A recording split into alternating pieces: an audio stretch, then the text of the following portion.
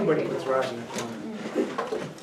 All right, so today our guest speaker is Becky Myszka, right, from Wisconsin Valley Veterinary Service, and I'll let her explain in details her story. Reminders on those thank you letters. I think I got like 8 of them there, and I have 40 plus students, so I think we're a little short on those. By tomorrow afternoon, I'm going to put, when you posting yours? Yeah. Probably mid-afternoon tomorrow, we'll post our, so if you're missing something, I'll still, and I'm sure Mr. Rich will too, we'll still accept that stuff to get that in, so you don't get that big old F on your quarter grade. Okay? So please double check in Infinite Campus, we're totally up to date. You'll see if you're missing anything, you can take care of it, okay? So I will turn it over to Dr. Becky. Thank you. I am Dr. Becky. I am a mixed animal veterinarian at Wisconsin Valley Vet here in Wausau. I've got a little presentation kind of going through what it takes to get into vet school, coming from high school all the way through college, a little bit about life in vet school, and then finish out with some cool pictures. I've got a few in there, and then questions at the end.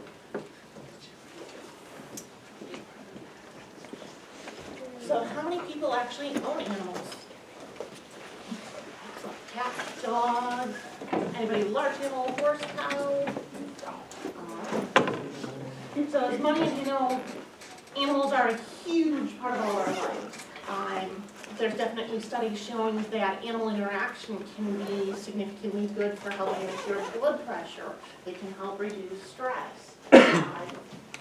I know Theo likes to come and visit everyone during finals, so they have done a lot of studies to also now show that about 95% of people actually consider their family pet to be an actual member of the family, not an animal. So it really puts into perspective why it's important to have good care for them. Veterinary medicine is very diverse. Unlike our human doctor counterparts that only have to deal with two-leggeds, we have anything ranging from that little pony that the kid is running around on at the fair, all the way down to snakes, spiders, lizards, fish, you name it, we care for them all.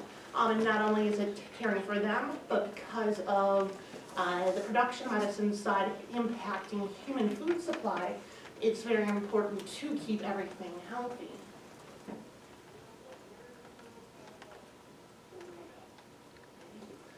Statistically, there are a lot of animals in the U.S. 68% of households in the U.S. having a pet in their household. Pet meaning cat, dog, or the small species pocket pets. I don't know why I assumed that. Horses, huge numbers there too, down in the last few years, but definitely still having quite the impact. What's really hit us this last couple of years, obviously, is COVID. Everybody was home, everybody adopted a dog, got that new puppy or kitty. So they're estimating right now that it added about 12 million homes in the U.S., added at least one pet in the last year, which is quite phenomenal to have that many more animals add to that practice. So it means that there are more jobs than ever and more need for veterinary help. So would you say that sort of caused a little burden on you guys since they didn't add more vet clinics? It really did. What really helped hurt us is many clinics went to what we call curbside during the pandemic. So we weren't letting people in the clinic. Appointments took longer. It just took a little bit more to explain and kind of the running back and forth from the vehicle to get the pets in. So we were backed up on appointments, not getting through as many. We found that people weren't doing their appointments, especially early on when it was first the shutdown. People pushed off doing the vaccines. Either they didn't want to go out in public and risk being exposed, or they were out of work and didn't have the money to bring them in. We saw a lot of that on the worst side because everything was canceled. You didn't need it. So then once everything started to open back up, it was this huge rush for everybody to want to come in. And we're still catching up from that. So it makes for some long days and lots of work, but satisfying. So the outlook for veterinary jobs is very good. There is almost every clinic, every city you look at has a job post out there right now, or if they don't have one posted, they're gonna be looking in the next few years. So it makes it a nice time to be able to look in that field. The jobs themselves, we don't have to just think about being in private practice. Most people think about just taking their cat or dog, you go to get the shots at the vet, and that's what most people think of as a veterinarian. But there is, sorry about that, everything is technology. Yeah. Can go many ways with it, besides just being in clinical practice. There is corporate vet med as well, so a system that if you are into moving, it's easy to transfer between clinics, can go back into teaching, research, not only in medicines, in vaccines for the veterinary side is huge right now. I've got a couple classmates that did go the military side, so the military did help pay for their vet school, which is very nice. I'll go through the costs in a little bit. And then they still get to travel around the world to different bases and help take care of the military dogs.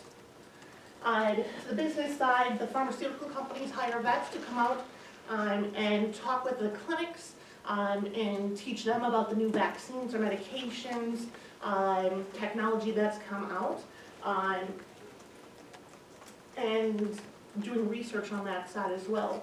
All of the big veterinary cat and dog diets, Purina, Science Diet, Royal Canin, all have a veterinarian or at least one of them on staff that is a boarding nutritionist to make sure that the food stay perfectly what the cats and dogs need. So lots of options.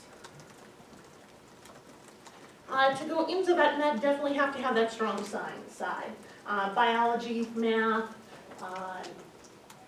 are the big ones everybody always thinks of for a science one, but it's also huge to have communication skills as well. Because it's not just the pets you're talking to, you've got the owner attached to them. And that's we were doing curbside and talking to them on the phone. So, going into college, you start with undergrad. So, just like going for any degree, any pathway, you have to get your general requirements in there. So your general science, your general math, your general speech and writing classes, and then you can have some fun from there. They definitely like to see a diverse amount of classes that you've taken, to see that you've taken stuff in your interest areas. It is not a cookie cutter veterinary science or veterinary degree for undergrad anymore. They like to see that you have gotten either a biology or a major science, but I had classmates, one was a film arts major, and she just took all the prerequisites that were needed in order to get into vet school, and actually during school she worked with some of the professors on the artwork and graphics for the textbooks they were publishing. So many different ways to be able to get in and still be able to fulfill the interest areas that you might have.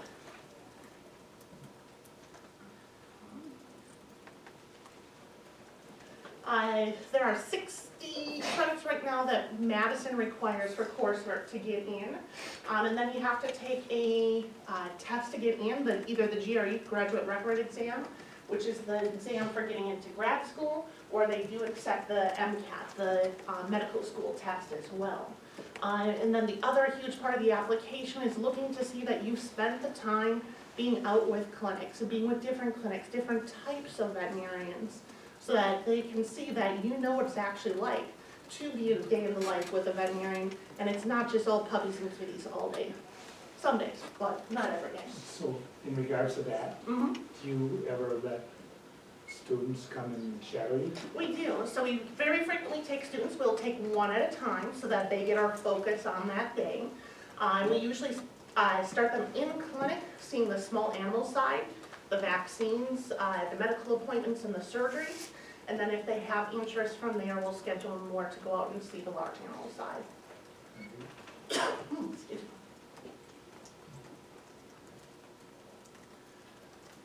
Currently there's 30 AVMA, American Veterinary Medical Association, accredited vet schools in the U.S., 5 in Canada, and then there's 14 other ones in the world that they do accept transference from.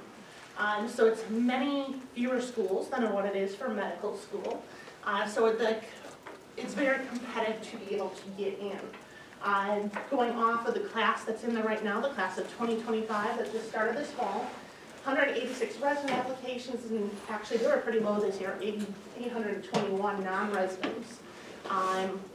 They usually typically take about, I think it's right now sitting at 75% in-state and 25% out-of-state from Madison. So your best chance is to get into your own state school. There's no reciprocity or tuition breaks between neighboring schools like there is for the undergrad side. GPA right now, for this class was sitting at a 3.6 for those 60 credits of required work. Tuition is where it really starts to hurt, sitting at about $33,000 a year for resident. It's going up about every 3 years. It jumps by about another $10,000 is where it's sitting at right now. And then out of state sitting at that $53,000. So again, best chance is to get into the state that you are a resident in, not only for the number of seats, but also that for being a much cheaper tuition.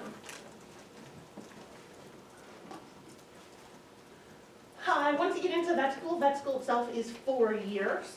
And then you graduate at the end of the 4 years with a Doctor of Veterinary Medicine. Or if you go to Pennsylvania, it's a veterinary medical doctor. They're a little different on theirs. The vet school curriculum is pretty diverse. Pretty much every ology you can think of. The first year being focused on the normal animal. So we did a lot of histology, looking at things through the microscope.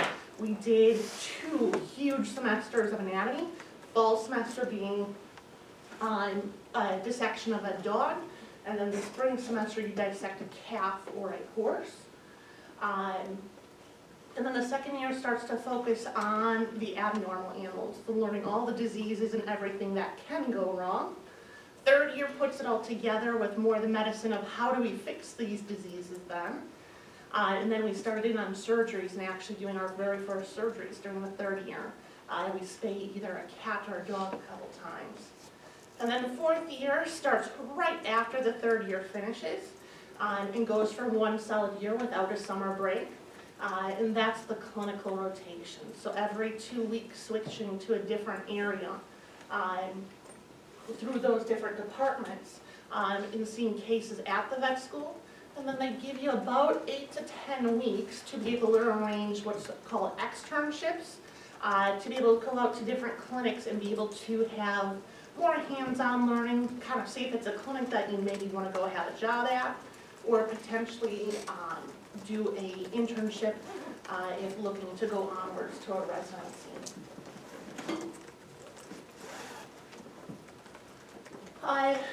The nice thing about vet school is you can truly graduate and start practicing as soon as they hand you your license, which is a matter of paperwork. So I actually started about 2 weeks after I graduated. You can go directly to practice, or you can do those internships and then go on to residencies, become board specialists. Excuse me, try that. The internal medicine and surgery, usually there's a split that there's a small animal version and a large animal version. The large animal covering both horse, cow, and other ruminants, sheep, goat, llama, alpaca.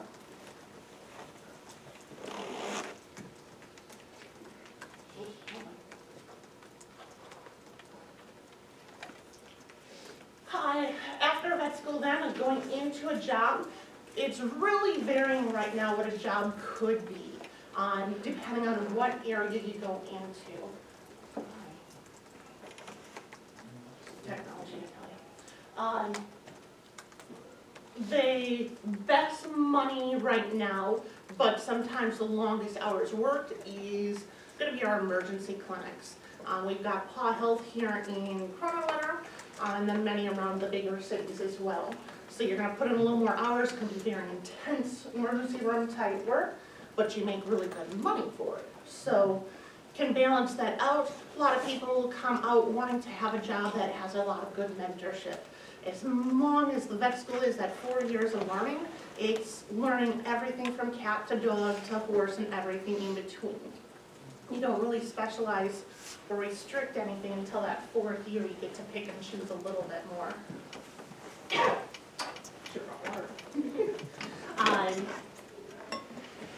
So confined, coming out to the jobs done in private practice, really a employees market right now, that the new veterinarians are having a huge say in being able to say what they want for a schedule, benefits and salary, and things like that. So right now, average would be, especially on the small animal side, about a 4-day work week, usually doing like 4 10s or 4 9s. And that could be your daytime hours at a general practice, or it could be those overnights at an emergency clinic. Large animal puts another little spin on it because there's not usually emergency clinics for the large animal side, unless you're close to like a university or a huge referral hospital, which are usually, again, near by the big cities. In those, you might get more night and weekend hours, having to be on call. Starting salary, usually sitting somewhere in the 60 to 100,000 range right now. Very regional and job type dependent. The small animal, it tends to be our higher, along with the emergency clinics.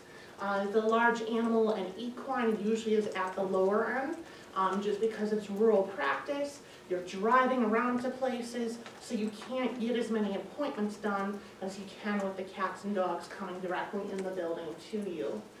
So national average right now for a new grad sitting around that 70,000.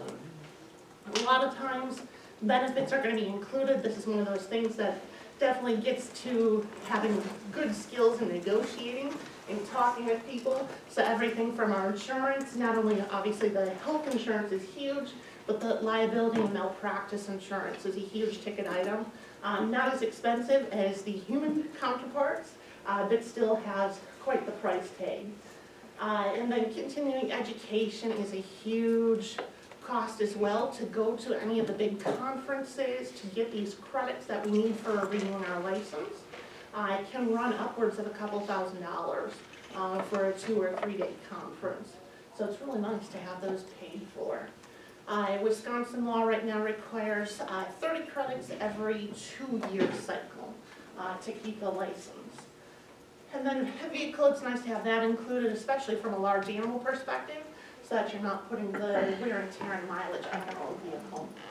So as of right now, the latest survey from AVMA, the American Vet Med Association that came out, the average student right now graduating is sitting at about 183,000.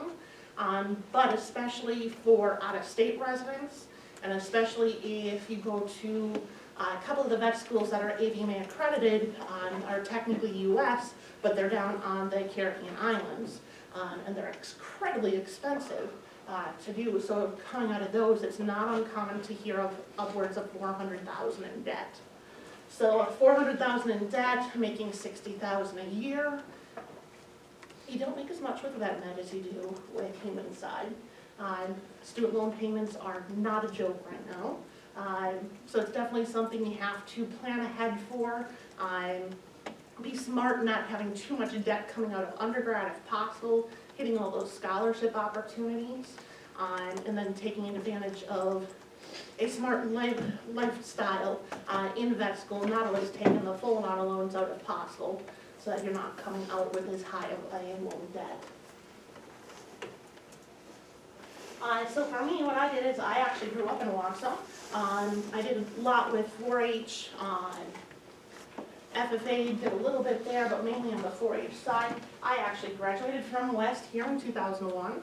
I did a lot of the AP classes, so I was very fortunate and actually came out of high school going into my first year of undergrad already as a sophomore standing. So I actually managed to finish my undergrad double degree in 3 years. I was very fortunate to have some amazing vets to shadow, and got in on my first try to Madison for the vet school. So I graduated Madison in 2008, and then immediately came back. I joined a local practice here.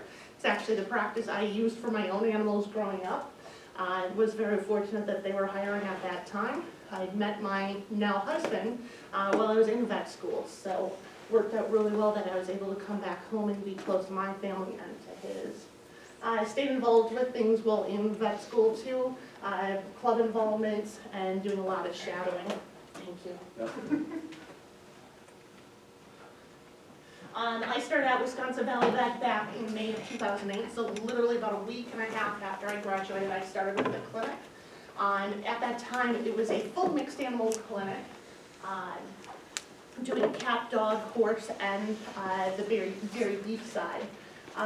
Since then, just with change of times, we have essentially now phased out our dairy side of the practice.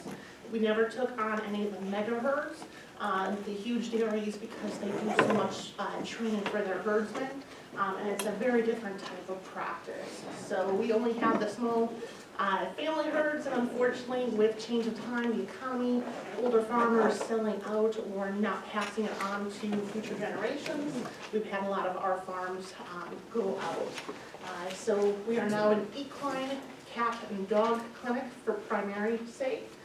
So right now it's myself as the owner. I bought in about 5 years ago. The old veterinarians have now all retired out.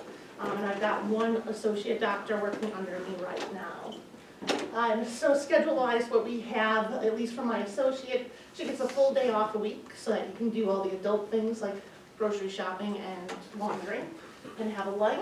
And then on-call one night a week. We do on-call just for our equine side now. We used to do the small animal as well, but now that PAW is 24 hours, the emergency clinic, we send all our small animal, cat, dog emergencies down there at night. And then we rotate one full weekend a month on call, doing just those horse work. Still staying involved with the different associations. AEP is American Association of Equine Practitioners. There's also a canine version and a feline version, dairy and small ruminant. AVMA and WVMA is the Wisconsin Vet Med. They do a lot with presentations, CE, and just helping out from even the political side, having politicians that help lobby for things to help us out as veterinarians for the state. I enjoy coming out and doing presentations like this, and then helping out with different events throughout the area. So some fun pictures. Used to do more of the dairy, but we do a lot of surgeries, cat, dog, spays, neuters, lump removals, and dentals. Typically doing those at least 1 to 2 mornings a week right now. One of my areas of interest is horses. I grew up showing horses, so when I started with the practice, they were more than happy to give me the horse work. So I've expanded that. I do a lot of equine dentistry now. And then my other area of interest is wound management. I have an entire folder on my phone and computer of all the different wounds and the different healing stages and problems that we've dealt with. Animals are always hurting themselves. This was a young German Short-Hair Pointer, managed to leap at the wrong time through the woods and actually impaled itself on a stick. Fortunately, stayed right underneath the skin and didn't puncture anything important. And then this is a calving that we had. It was actually a 2-headed calf that we pulled by C-section. Could not come out the regular way. So, gotta have some fun pictures. Is that one? The 2-headed, not very often. That one was actually born alive. It lived for about 10 minutes. Usually they don't make it very far. They're usually born dead. Just because there's too many things going on. If there's one abnormality like that, usually there's going to be other issues as well internally. Yeah. So what happened to that? The horse, usually they end up throwing up their head and they catch it on a nail. Yeah. So yeah, this is eye, and that's the tip of the nose. So basically skin the front of the head. Fortunately, they heal amazing, basically, especially if you can catch them fresh. You can kind of just flop that skin back up. Typically on the face, we use stainless steel staples. They're quick to put in, relatively expensive, and with it being a stainless steel, the body doesn't react to it or see it as foreign material like they do with the suture. So it's a very fast heal and very cosmetic on the face for these. This horse is actually one I still take care of, and she has just a little tiny divot scar right in the very center there, because that last little tiny bit just didn't come together perfectly. So overall then, future is very bright for the side of veterinary medicine, not only on the veterinary side because there's such a demand right now with all the animals, but I'll throw it out there that there's also the technician side, assistants, receptionists, so many ways to get involved with the veterinary field. NTC just actually started a vet tech program. They will be AVMA accredited, so that they will be able to take their board's exam right after graduation. So it will officially be accredited as of the spring of 2023. They're doing a fall and a spring admissions for that, so that they can keep a smaller class size, rather than having one big class that follows through every fall.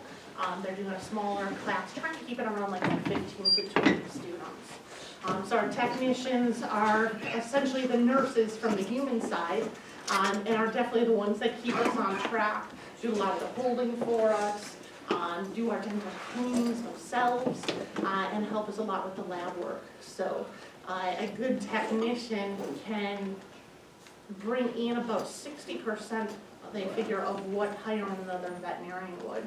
So right now, since it's so hard to find vets in some areas, a lot of clinics are hiring more technicians, more assistants, so that there is a ton of support staff, so that the doctor can focus on the major medical stuff, the major surgeries, and then come back in and finish up the rest. So tips that I have coming through, having been through the entire process, is take a lot of science and math, but don't forget the communications classes. Because those animals are attached to people, and half the battle a lot of times is explaining everything in terms that the owner would understand. In vet school, they sit there and pound into you how to put it in all the fancy medical terms.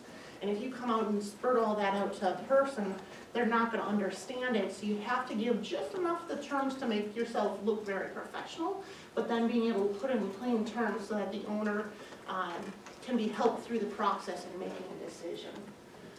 You can be any nature that you want, like I said, so definitely keeping your interest areas, having fun with it, but just getting in those prerequisite courses. And then staying involved, because we want that animal experience, not only animal handling, but that veterinary shadowing as well. Shadow on the large and small animal side so you can see interest areas, and keep a log of anything that you do animal related or veterinary related. It really helps when it comes down to doing the application for vet school. They actually want you to total out roughly how many hours have you done shadowing at different clinics. Who did you shadow? What did you get to see? This also makes it really easy to then go back in your log and be like, hey, I had a great experience at this clinic, got to see X, Y, and Z certain things. So if you want to go back to that clinic, to that veterinarian, or the staff there to write a recommendation letter, not only for scholarships, but then for your application process as well. So, bring it on. You guys get a chance to talk. Why did you choose to become a veterinarian?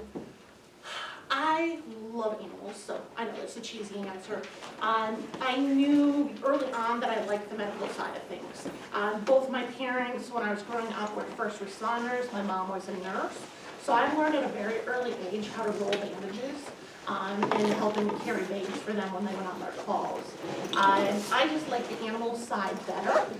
Treating the animals, they can't sass back to you, at least not in the same way people can. Obviously, the big risk is a horse to kick you, a cat or dog to bite you. But it was just so much more rewarding on the animal side for me. So, still got the people side, but animals are way more fun. What were all the animals you had growing up? I grew up with horses, cats, and dogs, and then my dad actually raised elk. So we had at one point about a herd of 25 to 30 elk. So I really got to learn the deer management side of things as well. So it's actually one of the things I picked up from one of the retiring vets from our clinic is actually doing CWD testing. I just spent 2 full days, 2.5 days, out at a big wildlife deer farm down by Rothschild. They're one of the biggest shooting preserves in the US. I wish I would have actually put the picture of that buck in there. But just impressive animals to be around doing the testing for them, and kind of pulled that interest in from the things I had from my childhood. I still have cats and dogs, still have horses, I still show when I'm able to. I've got 2 little kids, so that definitely puts a spin on having as much free time to get things done anymore. And then my daughter, I got a couple guinea pigs for Christmas a couple years ago. So I learned some of the pocket pet side of things to help take care of them. When I started at the clinic, the biggest thing I told them, like, I don't like snakes, spiders, or lizards. If you schedule one for me, I will walk out and not come back. So, fortunately, nobody else liked the snakes and spiders, so they didn't schedule any.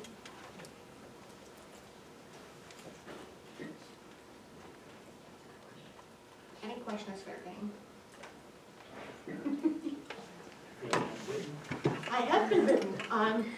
I don't want to say quite frequently, but with fairly good frequency. Nothing to the point I've ever had to go to the emergency room with. I had one actually a few weeks ago. I probably should have went and got stitches, and I, shall we say, managed it on my own, because I didn't want to take the time off as a owner to go to the emergency clinic, or the walk-in. Cat dog is usually going to be the biggest. Big dogs not being as socialized is what we ran into with COVID. People just didn't take their animals out and about as much. There weren't the puppy classes. They weren't going to doggy daycare. So we're finding that the 1 to 2 year old dogs right now weren't socialized. So we're starting to have some issues with that. One of the big things in vet med right now, it's called the fear-free training. So essentially learning ways to make it less stressful for the animals to come in. There's a certificate program for it, but essentially what we do is a lot of treats and positive reinforcement for a visit versus trying to manhandle and wrestle animals down. It takes too many people, it's stressful on them, it's stressful on us. So we're trying to be very smart about what we do with them.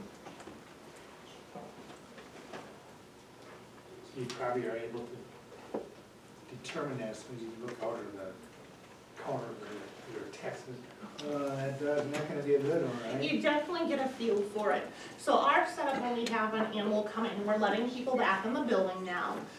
So the general flow that we have is a receptionist greets the people, animal gets a weight, and then the technicians or assistants pull the animal into the room and get a history. What are they eating? What are they drinking?